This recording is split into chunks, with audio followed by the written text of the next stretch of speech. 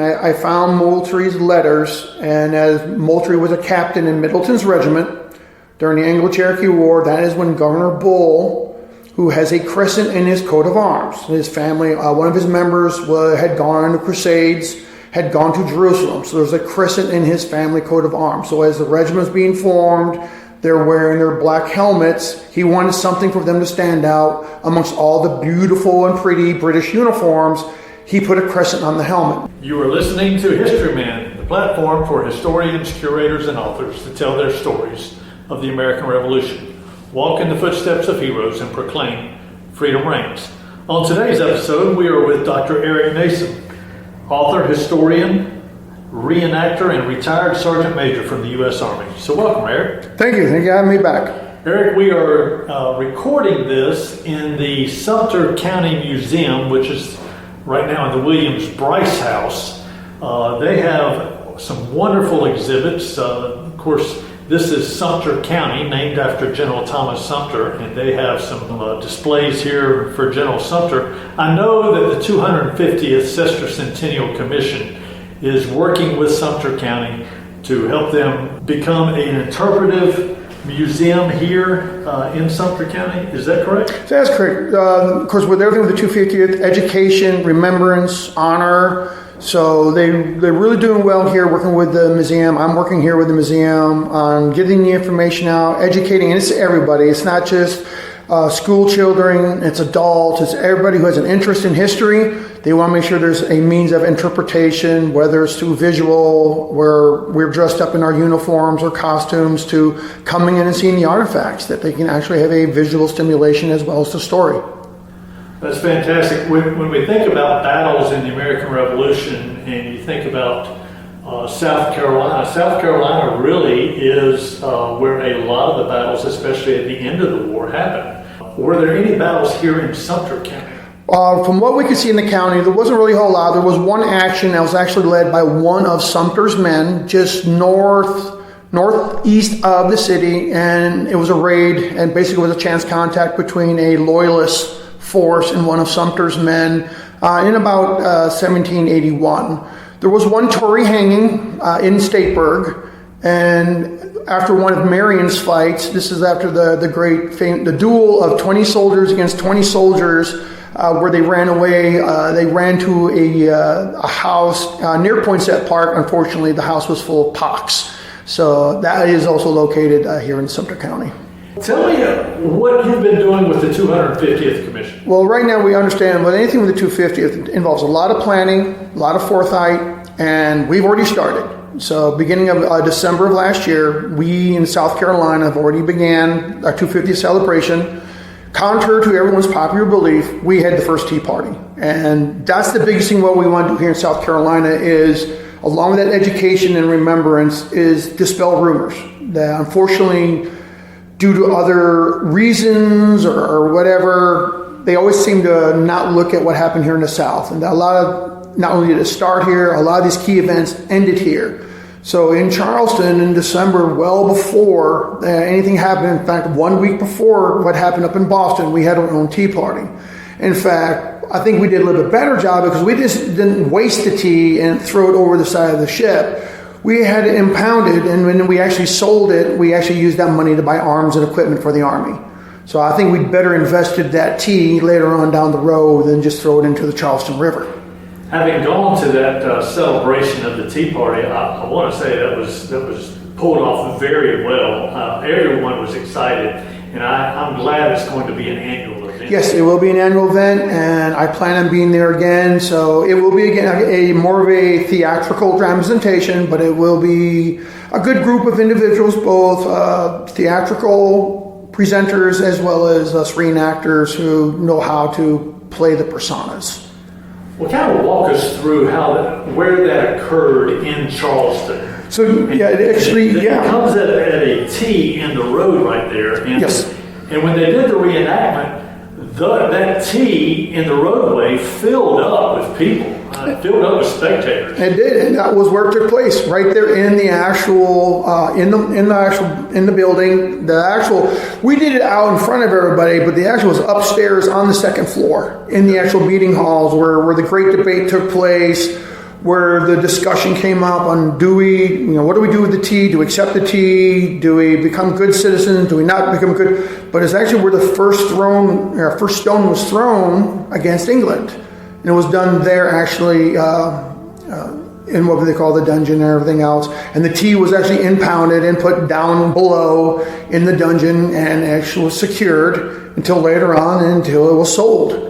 There were some sponsors there that actually sold tea. Yes. Like the tea that Yes. was impounded that day. Correct, yeah. They had a sample very similar on the brand or variety of the tea that was actually had been brought over from England and allowed the spectators to partake.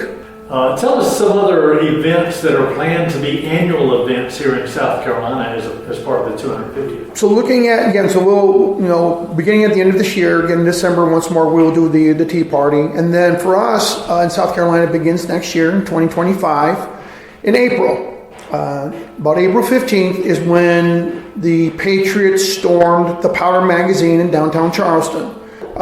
This is when we got our first set of gunpowder and arms. This is one of those very unique events where a bunch of patriots went up to the armorer, to the king's sergeant. They knocked on his door. They demanded his keys. He goes, in good conscience, I cannot give you my key, but also in good conscience, I can't tell you can't use that axe to break down that door. Have a good evening. And he closed his door, and they broke down the actual armory with the axe, and that's how they got 5,000 stands of arms and all the gunpowder. Wow. So our plan is to do a living history event at the actual Powder Magazine in downtown Charleston to talk about that event. Now, at the time of the Revolution, I guess especially when the British actually finally took Charleston, they tried 3 times, they finally got it on the 3rd time. There were 2 powder magazines Correct. down in Charleston, right? Yes. There was an older powder magazine and then a newer powder magazine. Which one did they raid? This was the first one.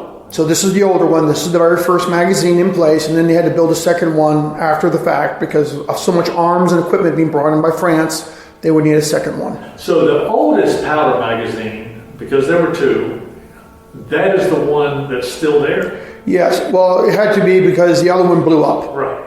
That slight little accident where they didn't make sure the weapons were cleared, and then when the musket fell over and caused the entire powder magazine to detonate and destroyed a good chunk of the city and everything else, yeah, that one doesn't exist. When I went down to the powder magazine and talked to the ladies there, they taught me, and maybe our listeners don't realize this, Charleston was a walled city at Yes. that time. Yeah, the old it goes back to the pre-1500s in the 16s. It actually had a wall around it. It had batteries. It had a gatehouse, just like any other fortress city that you would see in Europe. And all this was contained. And each of the city itself was broken into boroughs, depending on what you're doing, and whether you're the merchant area or the warehouse area, all within a confined space. So after the reenactment of the capture of the arms, what else are you going to do? The creation of the 2nd Regiment. So it'll be in June. We plan on doing this in Marion Square. It is when the actual, we learn the Battle of Lexington and Concord. So what happened was the State Assembly, they had just met, they had released everyone to go home. 1 week later, the news arrives of the firing at Lexington and Concord. Everyone's called back in, says we better start getting together. So they basically ordered the creation of our first 3 regiments. The first and second to be line regiments, the third would be a rifle regiment, Rangers, and then the creation of the artillery. So we're going to recreate that day. Our plan is going to Marion Square, and only a few of us will actually be in uniform. The rest of the members are going to show up in civilian clothes.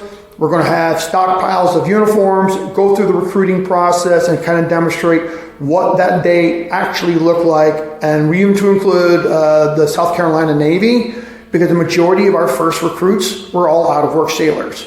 With a blockade on the harbor, all the ships were basically couldn't go anywhere. Sailors had no jobs, so the first members of the regiments were sailors.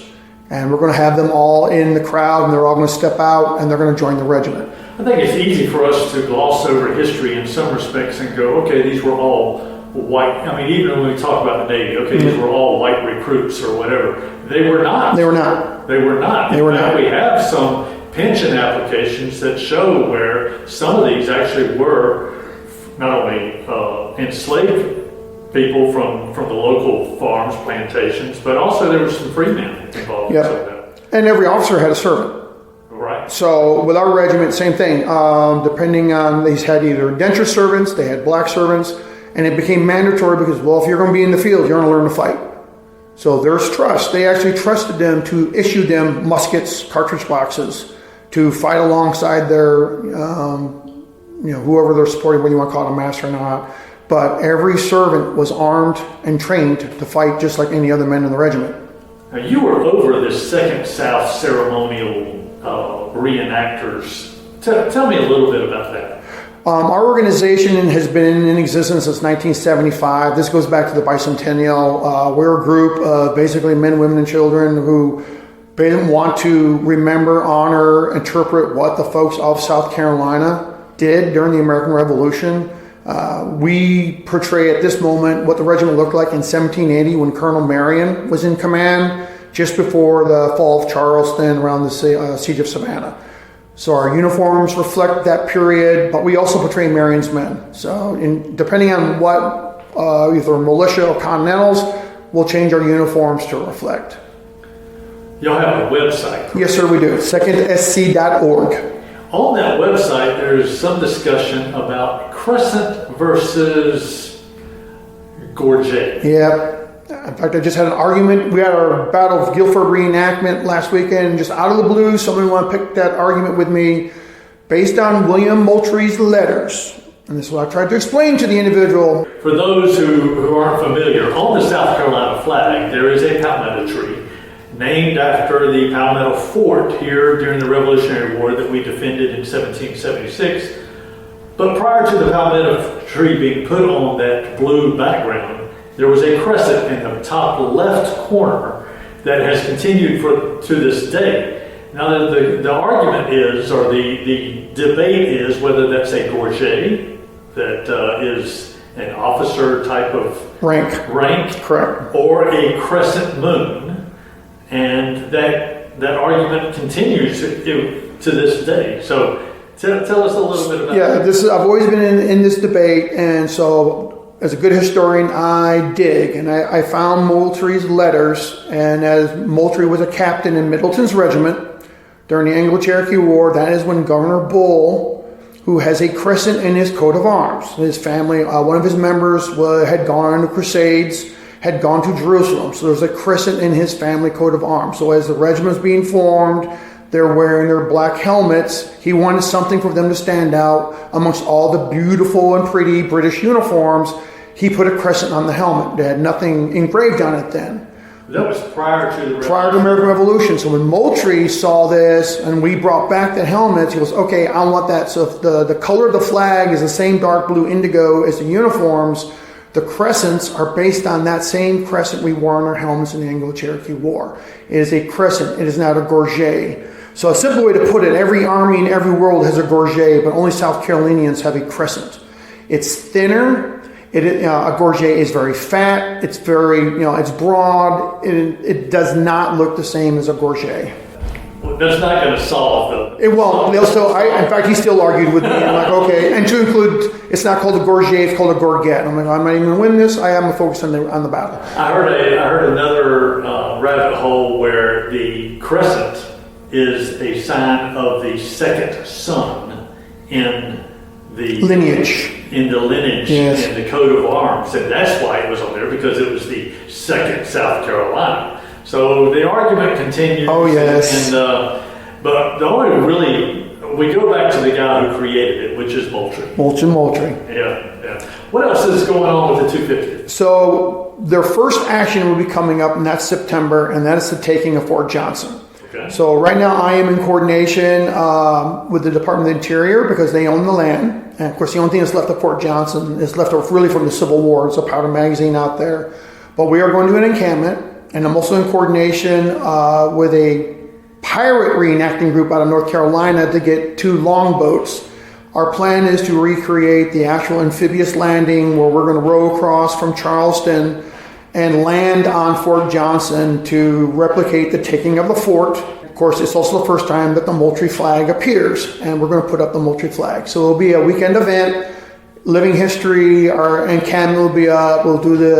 We're also going to coordinate with the Spirit of Charleston to be out there to kind of replicate the HMS Tamar. So for VIPs, want to come watch us row across the river and do our landings. So hopefully it's a calm sea. So do we. But we are in the works. So right now everything is looking good. Just got filed with the interior. How would they find information about Fort Johnson and that reenactment? Right now, once we get more information, we'll probably post it to our site. But right now, we don't have 100%. So I haven't posted any new information yet. That would be on the secondsc.org. Okay, yep. secondsc.org.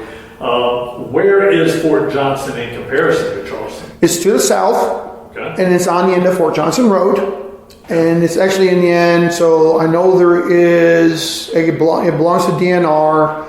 They also have some research facilities out there for inland waterways and stuff like that. But they do maintain the old powder magazine from the Civil War. There's enough of a space for us to put some of our tents up. At least we can say we did it. They blew up the fort during the third siege of Charleston. Nothing was left of the fort, but at least we can say, okay, we landed on the spot and did the amphibious, and then we'll put the flag up.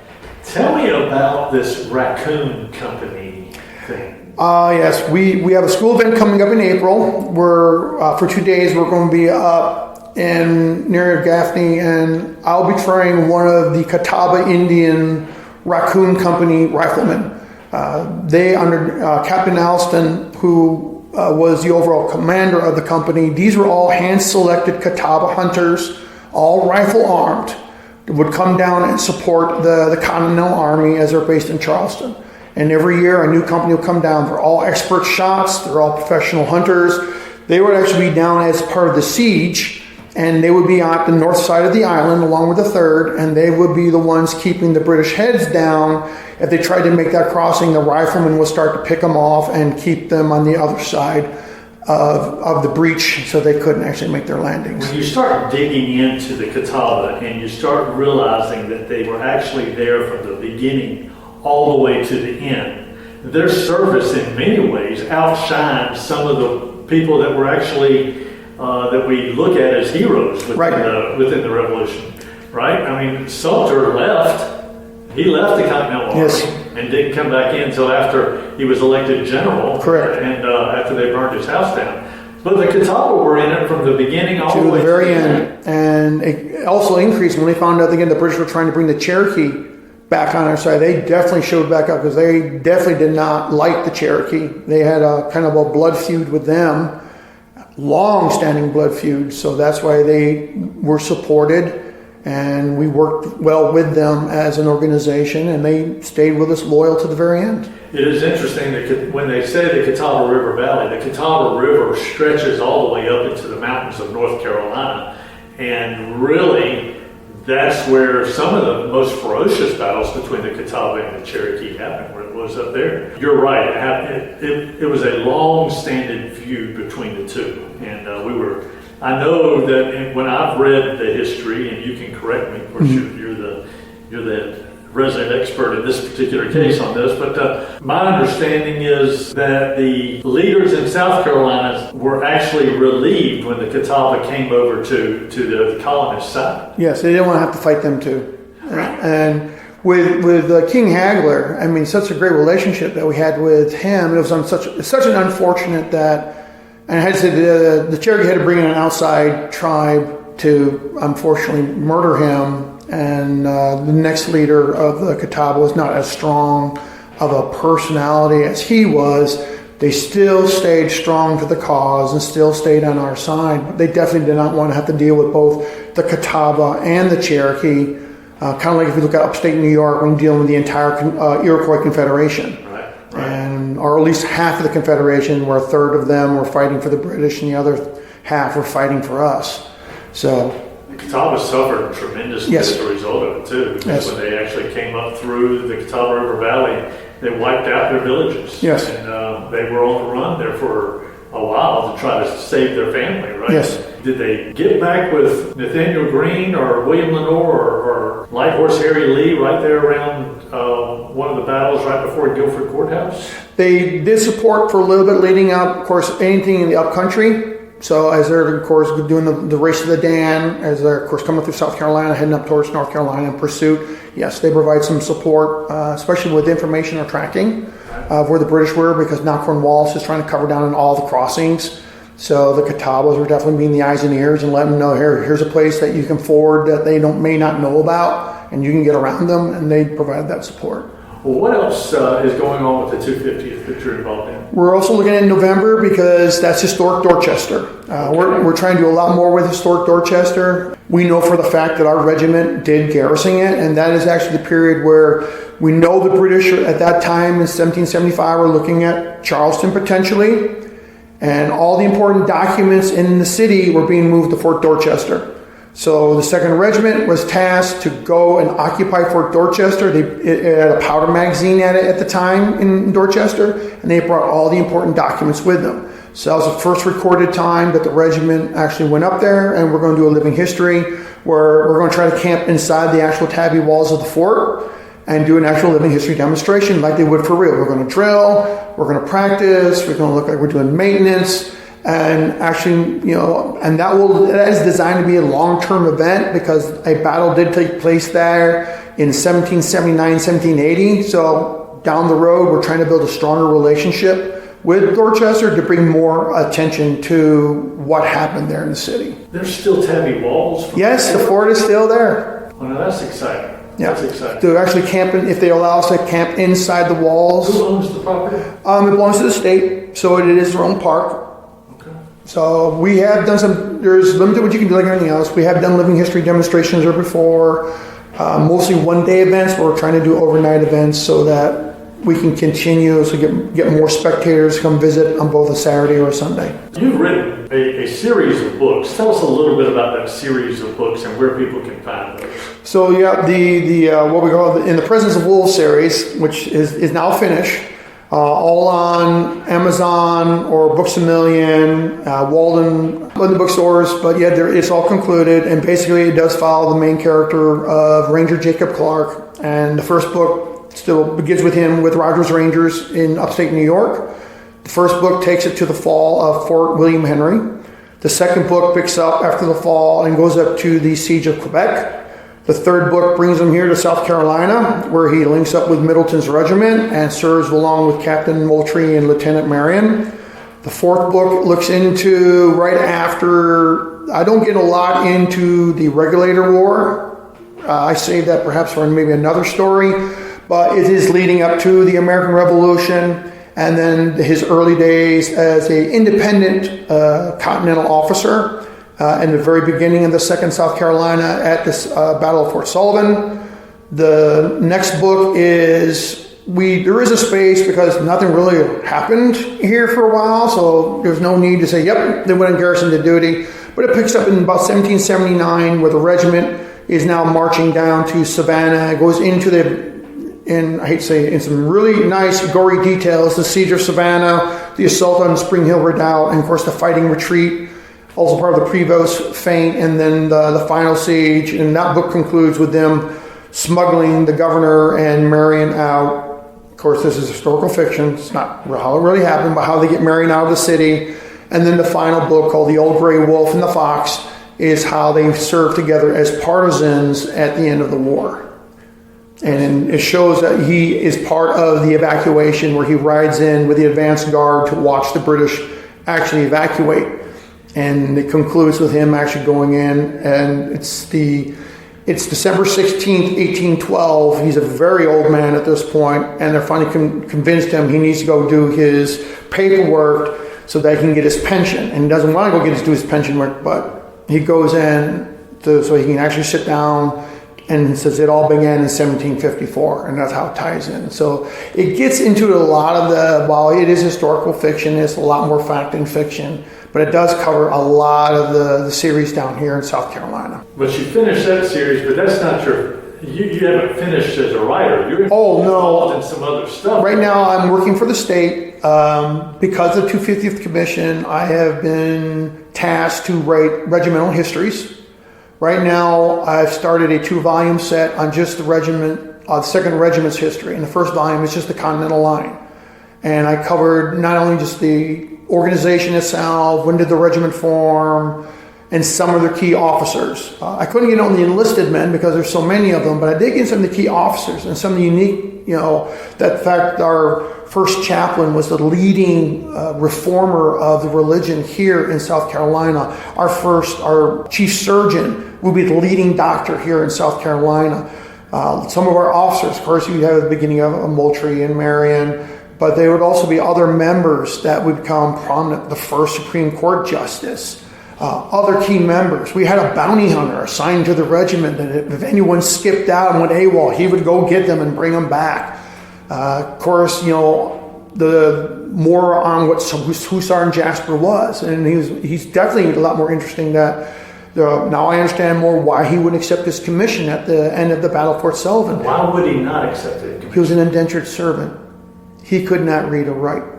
He came here from Germany. Was he an indentured servant while he was fighting? No. Or was he an indentured servant when he came here? He could not read or write, and Yes. he needed to provide for his family. He arrived in Philadelphia at 16 years old, could not read, could not write. His name was Johann. The captain of the ship actually had to sign for him, turn him over to whatever he was working for as an indentured servant. He left Philadelphia, moved to Georgia, where he got married, and that's where he got recruited from. So when the governor offered him the commission, he goes, I cannot accept this, for I am not a proper gentleman, for I cannot read or write. I will remain a sergeant. And the special ops he did between him and Sergeant Newton, They gave him like an independent command. The fact that he could walk into a British camp and go, I gave up, I don't want to fight no more, and they allow him to sit there and he can count people, tents, equipment, and then he sneaks out 3 days later with all this intelligence to pass on to General Lincoln and everybody else, and he'd do it over and over again and not get caught. The first version is being peer reviewed right now, and once that's done, the second volume is just going to focus on Marion's Brigade. Wow. Because there's so much originally it was just supposed to be an online resource as part of the 250th. Now I have been told it may actually become a printed resource that's going to be placed in all the schools here in South Carolina. And then from there, they would like to do a regimental history in all the regiments that served during the American. So I may have some writing ahead of me. Sounds like you're busy. I like doing the research. What would you want people to take away from their visit to South Carolina in regards to the Revolutionary War? A lot happened here. Unfortunately, just because of what happened in 1860, don't let that influence you. Over 530 battles took place down here. More battles than anywhere fought up north. This was a civil war. This was brother against brother. More strategic fighting took place here that if it wasn't for South Carolina and the hard, dedicated members and wives and children involved in the Southern campaign, we would not have the independence and victory we have today. If we would do exactly what our history teacher told us and the victories at Yorktown, great. Virginia North would be the colony, would be the liberated, and everyone else below would be part of the British Commonwealth. That's the misconception. If it wasn't for the hard fighting down here to December 16, 1782, we wouldn't be a free and independent nation. That is what we need to convey. They need to understand the true history and story, and it all took place here in the southern states. Thank you so much. Yep.